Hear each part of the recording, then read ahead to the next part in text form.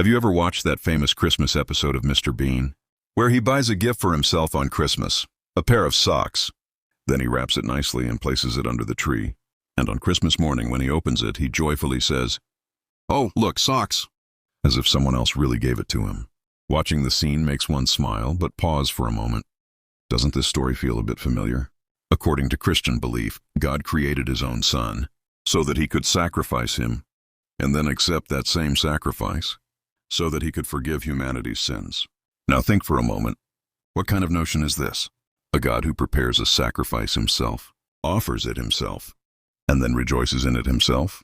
It's exactly like a Mr. Bean scene, where everything is done by himself, and then he surprises himself. Can the concept of the creator of the heavens and earth really be so unreasonable? Can he, who made the entire universe, be bound in such human-like tales? The Quran teaches us a simple yet profound truth. Allah is the one, the self-sufficient.